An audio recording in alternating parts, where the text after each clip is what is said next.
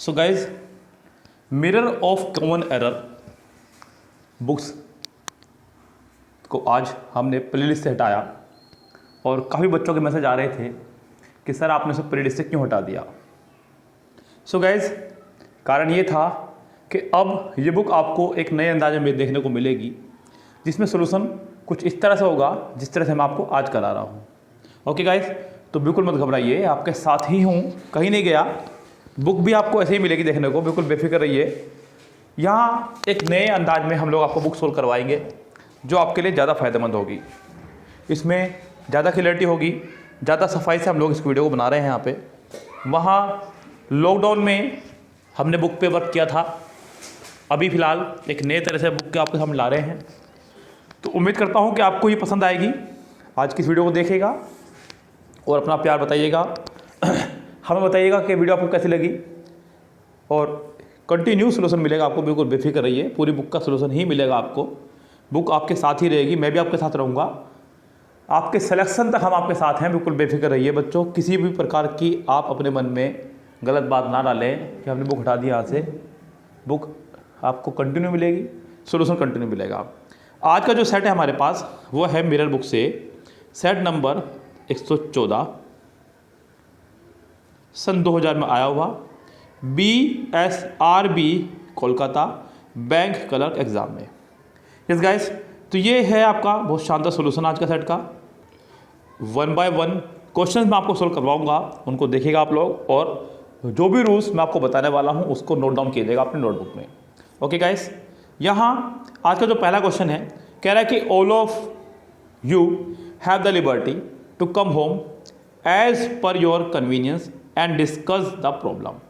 तो गाइस यहाँ पे सेंटेंस पूरा देख लीजिए एक बार। All of you have the liberty slash to come home slash as per your convenience slash and discussed the problems. So guys, यहाँ आपको सेंटेंस बताना है कि सेंटेंस के किस पार्ट में है मिस्टेक। देखिए सेंटेंस को हम लोग ढंग से पढ़े तो कह रहा है कि ऑल ऑफ यू। मैंने हमेशा आपको बताया कि ऑफ के बाद हमेशा आपका, यानी कि कोई भी प्रीपोजिशन हो, ऑफ ही क्यों, प्रीपोजिशन के बाद हमेशा आपका ऑब्जेक्ट आया करता है। क्या आया करता है? ऑब्जेक्ट। लेकिन प्रीपोजिशन के बाद वाले पार्ट को हम लोग कुछ नहीं मानते हैं। प्रीपोजिशन के बाद वाले पार्ट को सेंटेंस में हम लोग कुछ नहीं मानते हैं। जो वर्ब है वो आपके पिछले सब्जेक्ट के अकॉर्डिंग आया करती है, तो ऑल के हिसाब से यहाँ पे वर्ब आई आपकी, ऑल हैव। गाइज, ऑल जो है आपका एक ऐसा सब्जेक्ट है जो अपने साथ में सिंगुलर वर्ब और प्लूरल वर्ब दोनों ले सकता है। आपने इसको परसेंटेज देखे भी होंगे। All is well, all is well मतलब everything is okay, everything is okay. और all are well, all are well का मतलब है एवरीवन इज़ ओके, यानी कि सब, हर कोई ठीक है। तो बच्चों ये दोनों ही सेंटेंस ठीक हैं आपके, लेकिन यहाँ पे ऑल के साथ इज़, ऑल के साथ आर हमने लगाया है according to condition. So guys, फिलहाल ये वाला पार्ट तो ठीक है। All you have, all of you have the liberty to come, to के बाद हमेशा वर्ब की फर्स्ट फॉर्म आया करती है जो कि आपकी आई हुई है सेंटेंस में, वो भी कोई दिक्कत नहीं है। एज पर योर कन्वीनियंस, बच्चों योर के बाद में, यानी कि योर आपका एक पजेसिव एडजेक्टिव है, कि आपका ये पजेसिव एडजेक्टिव, और बच्चों एडजेक्टिव के बाद आपका आया करता है नाउन। क्या आया करता है एडजेक्टिव के बाद आपका? नाउन। तो इसका मतलब ये कन्फर्म है कि कन्वीनियंस जो आपका वर्ड आया हुआ है यहाँ पे, ये जो वर्ड है आपका कन्वीनियंस, ये आपका एक नाउन है। क्या आपका ये एक नाउन है? और बच्चों मैंने आपको एक चीज़ और बताई है, एंड, बट, और। मैंने आपको बताया है एंड, बट, और, ये 3 वर्ड मैंने आपको बताए हैं। इनके दोनों तरफ सेंटेंस आपका सेम रहा करता है, दोनों तरफ सेंटेंस का फॉर्मेशन आपका रहना चाहिए सेम। अब जरा इसी पे चर्चा करते हैं। यहाँ एंड से पहले एक तरफ दिया गया है नाउन कन्वीनियंस, और एंड के बाद एक तरफ दिया गया डिस्कस्ड, जो कि आप वर्ब भी समझ सकते हैं और एडजेक्टिव भी, लेकिन कम से कम नाउन नहीं है। या तो वर्ब है वो, या फिर वो आपका एडजेक्टिव है, कम से कम नाउन नहीं है। इस डिस्कस को आपको नाउन बनाना होगा, डिस्कस को नाउन बनाना होगा आपको DISCUSS करके only, convenience and discuss the problem, discuss the problem. So guys, यहाँ पर सेंटेंस आपका डिस्कस द प्रॉब्लम, लेकिन गाइज यहाँ पर डिस्कस अभी भी नाउन नहीं बना है, क्योंकि नाउन आगे आ रहा है आपका द प्रॉब्लम। डिस्कस को हमें वर्ब बनाना है। क्या बनाना है बच्चों? डिस्कस को हमें वर्ब, कौन सी वर्ब बनानी पड़ेगी? प्रेजेंट की वर्ब। क्यों? क्योंकि सेंटेंस हमारा प्रेजेंट में चल रहा है। हैव से हमें ये साफ क्लियर हो रहा है कि सेंटेंस हमारा प्रेजेंट में चल रहा है, तो आप सेंटेंस को डिस्कस्ड यानी कि सेकंड फॉर्म में नहीं बना सकते। तो गाइज यहाँ सेंटेंस में डिस्कस एज ए वर्ब ही रहेगा, लेकिन as a first form, as a first form आपको यहाँ पे रखना होगा इसको। ओके गाइज, तो सेंटेंस में फिलहाल अगर देखा जाए तो डी पार्ट में आपके एरर है। चलिए आगे बढ़ते हैं गाइज सेंटेंस नंबर नेक्स्ट पे। They have the nasty habit of looking upon down people and criticizing them for no reason. बच्चों ध्यान दीजिएगा यहाँ पे सेंटेंस में दे हैव, बच्चों दे आपका एक प्लूरल सब्जेक्ट है, तो दे के साथ में हैव लगाना कोई गलत नहीं है, यानी कि इस पार्ट में कोई एरर आपकी नहीं है। चलिए आगे देखिएगा, nasty habit of looking upon down. बच्चों यहाँ जो प्रोसीजर उसने लगाया ये आपका रॉन्ग है। बच्चों फ्रेजल वर्ब जो है वो है आपका लुक डाउन। क्या है फ्रेजल वर्ब हमारा? Look down upon. Look down upon जो फ्रेजल वर्ब है, जिसका मतलब होता है किसी को तिरस्कार करना, किसी को नीचा देखना या फिर नीची दृष्टि से देखना। लुक डाउन अपॉन, किसी को बहुत नीची निगाह से देखना, यानी कि उसको हल्का समझना, अपने से कम समझना। तो गाइज सेंटेंस में यहाँ बी पार्ट में हो गई है मिस्टेक। बी पार्ट में लुकिंग के बाद में पहले आपका आना चाहिए डाउन, उसके बाद में आपका आएगा अपॉन। ओके गाइज, तो सेंटेंस का बी पार्ट यहाँ पूरी तरह से रॉन्ग है। जो बच्चे हमसे अभी अभी कनेक्ट हुए हैं यहाँ पे यूट्यूब के माध्यम से, मैं उनको बता दूँ गाइज, यहाँ मिरर ऑफ कॉमन एरर का फुल बुक सोल्यूशन भी हमारा चल रहा है बैच, जो कि हमारा 1 फरवरी से शुरू हो चुका है। 1 फरवरी से बैच शुरू हुआ है, जिसमें पहले तो मिरर ऑफ कॉमन एरर के ग्रामर वाइज चैप्टर कंप्लीट कराए जाएंगे। यस, फिर जो ग्रामर वाइज है यानी कि जो चैप्टर वाइज प्रैक्टिस सेट हैं आपके, जैसे नाउन में, एडजेक्टिव में, आर्टिकल में, वर्ब में, सिंटैक्स में, वो चैप्टर वाइज आपको सोल्व करवाए जाएंगे। और उसके बाद में ये पूरे प्रैक्टिस सेट आपको सोल्व कराए जाएंगे 2019 तक के। सो गैस ये एक पूरा कंप्लीट बैच चल रहा है हमारे पास बिंदास वाला, जिसको आप चाहें ज्वाइन कर सकते हैं कोई भी। 1 फरवरी से बैच शुरू हो चुका है हमारे पास में, और ये 15 मार्च तक बैच फिनिश होगा बच्चों। यस गैस, तो फिलहाल गैस यहाँ पे चलते हैं नेक्स्ट सेंटेंस पे, सेंटेंस नंबर 3 पर। कह रहा आई नो, आई के साथ उसने वर्ब की फर्स्ट फॉर्म का इस्तेमाल किया, यानी कि सेंटेंस प्रेजेंट में चल रहा है। किस में चल रहा है? प्रेजेंट में। I know who this job should be entrusted to for smooth handling. So guys I know के बाद उसने हु का इस्तेमाल किया। नो के बाद में हम लोग किसी ना किसी WH फैमिली का इस्तेमाल करते ही हैं, चाहे वो नो हो चाहे वो हाउ हो। सो गाइज यहाँ भी कोई प्रॉब्लम नहीं है। दिस जॉब का उसने इस्तेमाल किया पहले, दिस जॉब। दिस के बाद में हम लोग सिंगुलर सब्जेक्ट का इस्तेमाल करते हैं, जो कि उसने किया। शुड बी के बाद में हम लोग वर्ब की थर्ड फॉर्म का इस्तेमाल करते हैं, जो कि उसने किया। Interested to for smooth handling. तो गैस यहाँ पे एक मुसीबत बच्चों के सामने खड़ी हो सकती है, वो ये कि बच्चों को लगेगा इंटरेस्टेड के साथ 2 और 4, यानी कि 2 और 4 एक साथ आ गया है। गाइस मैं आपको बता दूं यहाँ पे क्या कमी रही है। इंटरेस्ट के साथ में आपका फिक्स है कि 2 आएगा ही आएगा, इसे कोई रोक नहीं सकता। इसके साथ फिक्स प्रीपोजिशन आपका 2 आना ही आना है, और 4 स्मूथ हैंडलिंग ये अपना अलग है। तो गाइस सेंटेंस में कोई एरर नहीं है, ये सेंटेंस आपका हुआ पूरी तरह से no error. Okay guys, sentence हमारा हो जाएगा है ये आपका नो एरर, इस पार्ट में कोई भी गलती नहीं है। गाइस नेक्स्ट सेंटेंस देखिएगा, नेक्स्ट सेंटेंस कह रहा है कि I do not know why most people feel depress and dejected. I के साथ उसने डू नॉट नो लगाया, यानी कि सेंटेंस को वो प्रेजेंट में लेके चल रहा है। कहाँ लेके चल रहा है सेंटेंस को? बिल्कुल प्योरली प्रेजेंट में। फिर उसने लगाया वाई मोस्ट पीपल फील। अब बच्चों फील के बाद में उसने एक तरफ लगाया एंड के डिजेक्टेड, और एक तरफ लगाया डिप्रेस। यहाँ थोड़ा सा गड़बड़ी वो कर गया बच्चों। डिजेक्टेड यानी कि अगर कभी भी वर्ब की थर्ड फॉर्म आपकी हो विदाउट सब्जेक्ट, ध्यान से सुनिएगा मेरी इस बातों को बच्चों, सारी बातें लिख के नहीं बताई जाया करती हैं, कुछ बातें सुननी होती हैं और लिखनी होती हैं।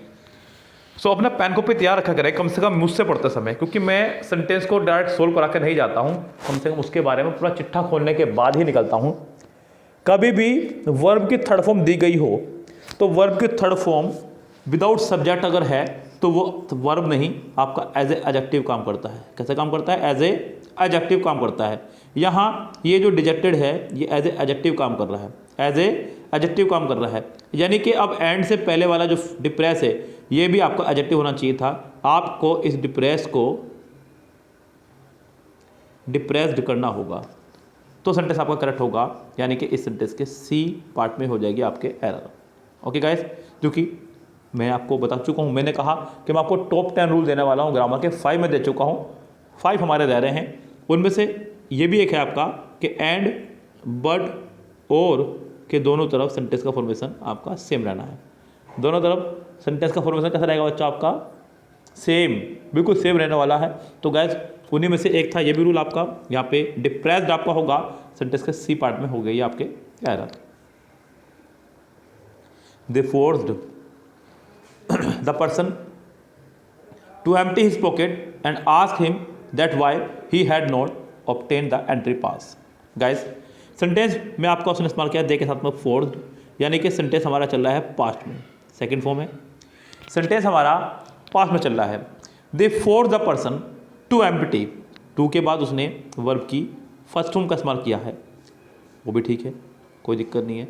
To empty his pockets, his pockets का मतलब सारी जेबों की बात हो रही है, जितनी भी जेबें हैं उन सभी की बात हो रही है, हिज पॉकेट्स, ये भी ठीक है बच्चों।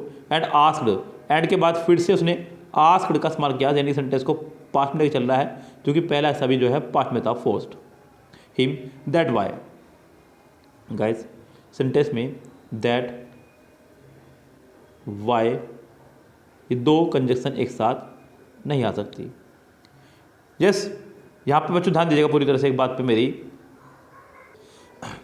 डायरेक्ट इनडायरेक्ट के अंदर, खासकर बच्चों ध्यान दीजिएगा, नरेशन के अंदर ये चीज़ आप नरेशन में ही पकड़ेंगे, बिल्कुल मैं आपको बता दूं बच्चों पहले ही, इस चीज़ को आपको नरेशन में पकड़ना है। अब आप कहेंगे सर हमें पता क्या चलेगा, सेंटेंस दिया गया नरेशन में, आपको सेड टू दिख जाए, टोल्ड दिख जाए, सेज दिख जाए, आस्क दिख जाए, इंक्वायर्ड दिख जाए, ऑर्डर दिख जाए, सजेस्टेड, फॉरवर्ड, रिक्वेस्टेड, ऐसे बहुत सारे शब्द जो दिख जाएँ, समझो वर्ड हमारा डायरेक्ट में चल रहा है। सो बच्चों डायरेक्ट इनडायरेक्ट की एक पहचान है, जब भी डायरेक्ट इनडायरेक्ट में सेंटेंस होगा तो ही ऐसी चीज़ ध्यान रखें आप, that, why means WH family, कोई सी भी हो चाहे, वेदर, वेदर और इफ, ये चारों में से कोई भी दो एक साथ कभी नहीं आएंगी अगर सेंटेंस डायरेक्ट से इनडायरेक्ट में होगा तो। ओके गाइस, तो फिलहाल यहाँ सेंटेंस में दैट और वाई इकट्ठे नहीं आएंगे, सेंटेंस का सी पार्ट आपका पूरी तरह से रॉन्ग है। सो गाइस चलते हैं नेक्स्ट सेंटेंस पे। कह रहा है कि he open the lid of the box and was shocked to find that it is empty. बच्चों ध्यान दीजिएगा, ही ओपनड, ओपनड यानी कि सेंटेंस में सेकंड फॉर्म का इस्तेमाल किया गया है, इसका मतलब सेंटेंस हमारा पास्ट में चल रहा है। He open the lid of the box and was, बच्चों वॉज लगाया गया, इसका मतलब सेंटेंस हमारा पास्ट में चल रहा है। दैट इट इज़ एम्प्टी, बच्चों इट के साथ उसने इज लगाया, इसका मतलब सेंटेंस हमारा प्रेजेंट में चल रहा है और यही यहाँ पे रॉन्ग होगा। बच्चों मैंने जब आपको टॉप 10 रूल यूट्यूब पर पढ़ाए तो मैंने आपको बताया कि यदि सेंटेंस आपका पूरा का पूरा प्रेजेंट में चल रहा है तो पूरा सेंटेंस प्रेजेंट में चलेगा, पूरा अगर सेंटेंस हमारा पास्ट में चल रहा है तो पूरा का पूरा सेंटेंस हमारा पास्ट में चलेगा। गाइज यहाँ पे सेंटेंस हमारा पास्ट में चल रहा था, मुझे पता चला ओपनड से, मुझे पता चला वॉज से, तो गाइज यहाँ पे इज की जगह भी आपको वॉज ही करना होगा, सेंटेंस के डी पार्ट में हो गई है आपके एरर। यस गाइज, तो यहाँ ये सेंटेंस में डी पार्ट में पूरी तरह से एरर है और इसी तरह से एरर आपको फाइंड करनी होगी जाकर के एग्जाम में भी। सो गाइज एग्जाम ज़्यादा दूर नहीं है, अब सबसे पहला एग्जाम आपका भगा हुआ आ रहा है 29 मार्च को। और गाइज अगर इसी तरह से आप भी अपनी ग्रामर को स्ट्रॉन्ग करना चाहते हैं, आप भी चाहते हैं कि मैं एरर को देखते ही फाइंड कर दूँ, तो हमारे पास आपके लिए 2 ऑप्शन हमने रखे हैं। पहला ऑप्शन ये कि आप कंप्लीट ग्रामर कोर्स हमारा ज्वाइन कर सकते हैं, जिसकी फीस सिर्फ 600 रुपीज़ है विद प्रैक्टिस हम लोग 5 बुक से कराएंगे, जिसमें परफेक्ट, मिरर, पैरामाउंट की, SP बख्शी की और क्रिस्टोफर फोनिसर की बुक रहती है। और बच्चों पूरा कंप्लीट पैकेज है आपके लिए सिर्फ 600 रुपीज़ में। दूसरा तरीका यह है कि आप सिर्फ हमारे नोट्स ले सकते हैं, जिसका चार्ज हमने रखा है सिर्फ 100 रुपीज़। कितना है बच्चों? 100 रुपीज़। यहाँ ओनली आपको नोट्स मिलेंगे। यहाँ 600 रुपीज़ में आपको वीडियो मिलेगी, प्रैक्टिस सेट मिलेगा, नोट्स फ्री मिलेंगे, टेस्ट पेपर मिलेगा, ये सब कुछ आपको यहाँ मिलने वाला है। और आपकी ग्रामर बिल्कुल ऐसी ही हो जाएगी जैसे मैं करा रहा हूँ आपको। ओके गाइस, तो फिलहाल अब चलते हैं हम लोग नेक्स्ट सेंटेंस पर। कह रहा है कि we were happy that the audience responded well and gave all the speakers a precious listenings. ध्यान से सुनिएगा बच्चों सेंटेंस को। सेंटेंस हमारा बड़ा जानदार है। यहाँ सेंटेंस में पहले मुझे भी लगा कि शायद मिस्टेक है कुछ, लेकिन मैंने जिका तो उसको वैसा ही लिखा जैसा सेंटेंस हमने किताब में देखा। सो गाइस, यहाँ पे सेंटेंस में कहा वी वर हैप्पी। वी हमारा एक प्लूरल सब्जेक्ट है। वी एक प्लूरल सब्जेक्ट है, उसके साथ प्लूरल ही वर्ब आया करती है, इसलिए उसने वर का इस्तेमाल किया, जो कि सही है, बिल्कुल करेक्ट है। We were happy that the audience responded. Responded यानी कि सेकेंड फॉर्म, यानी कि सेंटेंस चल रहा है पास्ट में। एंड गेव फिर से सेकेंड फॉर्म, यानी कि ये भी ठीक है, क्योंकि एंड बट और के दोनों तरफ सेंटेंस रहना चाहिए सेम, जो कि है यहाँ पे, यानी कि ये भी हमारा बिल्कुल ठीक है। All the speakers are precious listening. बच्चों यहाँ सेंटेंस में उसने कर दी गड़बड़ी। बच्चों एक तो ये वर्ड ही पूरी तरह से गलत है, उसने इस बार किया है PARTIENCE, ये पूरी तरह से रॉन्ग ही है। यहाँ पर आपका होना चाहिए था PATIENT। पेशेंट मतलब धैर्यपूर्वक। पेशेंट मतलब धैर्यपूर्वक, ये आपका एक नाउन है जो कि एडजेक्टिव से पहले आपका आ रहा है। तो गाइज ये आपको ठीक रहेगा यहाँ लगाना। सेंटेंस के डी पार्ट में हो जाएगी आपके फिलहाल error. None of them, none of them. Guys यहाँ उसने इस्तेमाल किया नन ऑफ देम का, लेकिन गाइज यहाँ मैं थोड़ा सा वेरी करूँगा बुक वाले से अपने आप को, यहाँ मैं आपको थोड़ा सा सावधान करना चाहूँगा। उसने यहाँ पे नन ऑफ देम का इस्तेमाल किया। बच्चों यहाँ पे एक चीज़ का ध्यान रखिएगा, हम लोग हमेशा आपको बताते आए हैं कि प्रपोजिशन के बाद वाले पार्ट को सेंटेंस में कुछ भी नहीं मानना है। तो गैस यहाँ जो वर्ब आएगी वो आपकी आएगी नन के हिसाब से। किसके हिसाब से? नन के हिसाब से। और बच्चों ध्यान देखिएगा, ईच, सुनिएगा मेरी बात को ध्यान से जो मैं बोल रहा हूँ, और लिख भी लीजिएगा। मैं तो कहूँगा आप इसको पॉज करके या वीडियो के खत्म होने के बाद दोबारा सुन के कुछ भी करके मतलब आपको लिखना है, बस बात खत्म।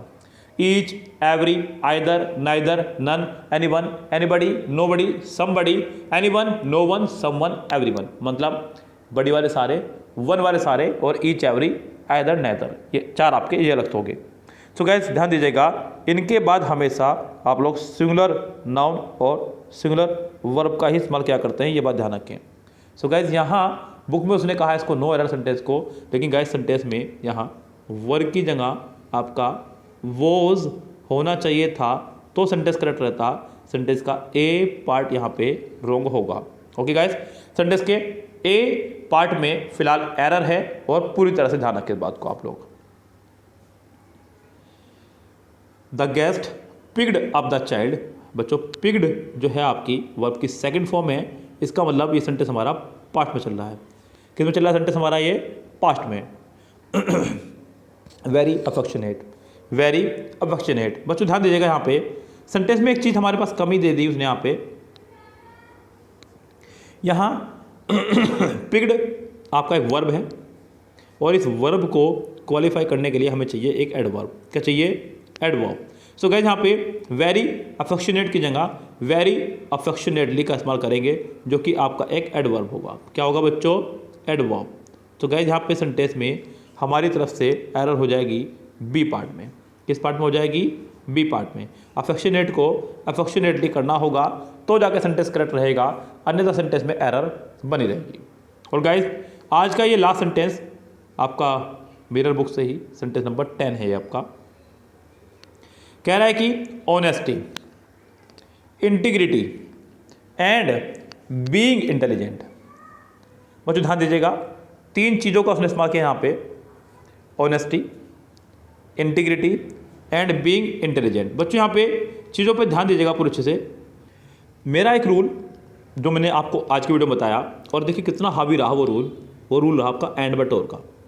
एंड बट और का रूल बहुत हावी रहा आज।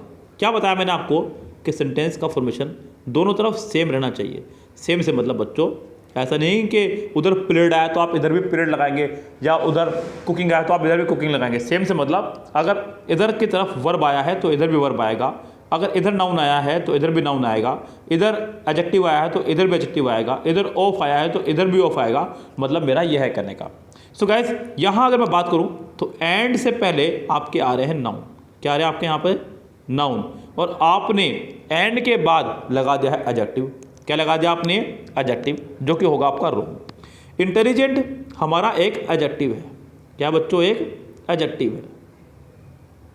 आपको इसे नाउन बनाना होगा। क्या बनाना होगा बच्चों? इसको नाउन। नाउन बनाने के लिए आपको कुछ नहीं करना है, सिर्फ और सिर्फ इसे करना है इंटेलिजेंस। क्या करना है बच्चों? इंटेलिजेंस। और ये आपका हो जाएगा नाउन तैयार। क्योंकि एंड से पहले वाले पार्ट में सेंटेंस में आपका रहा है नाउन, एंड के बाद वाले पार्ट में भी सेंटेंस में आपका रहेगा नाउन ही। अब बच्चों ये बात आपको पता कैसे चलेगी, ये बात ध्यान दीजिएगा बच्चों, ध्यान दीजिएगा। सेंटेंस में उसने कहा ऑनेस्टी। ऑनेस्टी जो है हमारा एक नाउन है, जो कि है कौन सा नाउन? बताइए बच्चों आप फटाफट से, जिसको पता हो जवाब देने की कोशिश करें। ऑनेस्टी कौन सा नाउन है? मैं यहाँ पे 2 से 5 सेकंड के लिए रुका हुआ हूँ और उम्मीद करता हूँ कि आप लोग सही जवाब देंगे। ऑनेस्टी यहाँ एक एब्स्ट्रैक्ट नाउन है। जिसने सही जवाब दिया है उसके लिए क्लैपिंग। बच्चों ऑनेस्टी आपका एक एब्स्ट्रैक्ट नाउन है और इंटीग्रिटी भी आपका एक एब्स्ट्रैक्ट नाउन है। यहाँ पे इंटेलिजेंस आपका हो जाएगा फिर से एक एब्स्ट्रैक्ट नाउन, ये बिल्कुल ठीक रहेगा। उसके लिए आर लगाना ठीक रहेगा। यानी कि वैसे तो हम गलती निकाल चुके हैं, पहले ही पार्ट में आपके हो गई है मिस्टेक। ओके गाइस, तो इंटेलिजेंट के जगह आपको इंटेलिजेंस करना होगा, तब जाकर के सेंटेंस हमारा हो जाएगा ये करेक्ट। और गाइस ये था आपका मिरर बुक से आज का सेट नंबर अगला, जो कि था आपका सेट नंबर 114। क्या था बच्चों? Set number 114। बच्चों बिल्कुल भी हताश मत होइएगा। आप ये मत सोचिएगा कि मैं आपके लिए बुक मैंने हटा दी है। बच्चों बड़ी पुरानी हो चुकी थी बुक का अंदाज कराने का, अभी नए अंदाज में बुक आपको शुरू कराऊंगा और बहुत तेज़ी से कराऊंगा। ये भी ध्यान रखें आप लोग, क्योंकि ऐसे उम्मीद करता हूँ कि मैं आपके एग्ज़ाम से पहले ये बुक कंप्लीट करा दूँ। बस आप लोग मुझे सपोर्ट करते रहेगा, इसी तरह से ही पूरा प्यार अपना बढ़ाते रहेगा और जरा भी अपने मन में गलतफहमी मत पालेगा आप। सो गाइज फिलहाल आज की इस वीडियो में अपनी बात को समाप्त करता हूँ। आपको अगर किसी भी प्रकार की कोई प्रॉब्लम हो तो आप मेरे इसी नंबर पर, व्हाट्सअप नंबर पर कॉन्टैक्ट कर सकते हैं 8279738238। सो गाइज ये है हमारा व्हाट्सअप नंबर, जिस पर आप हमें कॉन्टैक्ट कर सकते हैं किसी भी पेड कोर्स की जानकारी के लिए। पेड कोर्स हमारे MB बुक से चल रहे हैं, मिरर बुक से चल रहे हैं, किरण बुक से चल रहे हैं। बच्चों ये सब कुछ चल रहे हैं। ग्रामर का अलग से बैच चल रहा है स्पेशल, बिल्कुल target SSC steno CGL CHSL। Guys अभी कल ही सीजीएल का रिजल्ट आया हमारा, परसों। हमारे यहाँ एक बच्चे का यूट्यूब से ही विमल मित्तल नाम से JK नंबर 540 आपके बैठ रहे हैं फिलहाल अभी। सो गाइज 544 नहीं बल्कि 544 बैठ रहे हैं, सॉरी 540 नहीं 544। सो गाइज बड़ा अच्छा स्कोर बन रहा है, आपका भी स्कोर बन सकता है इसी तरह से ही अगर आप हमसे जुड़ रहे हैं तो। सो गाइज फिलहाल चलते हैं, लेते हैं आपसे विदा। Goodbye, have a nice day.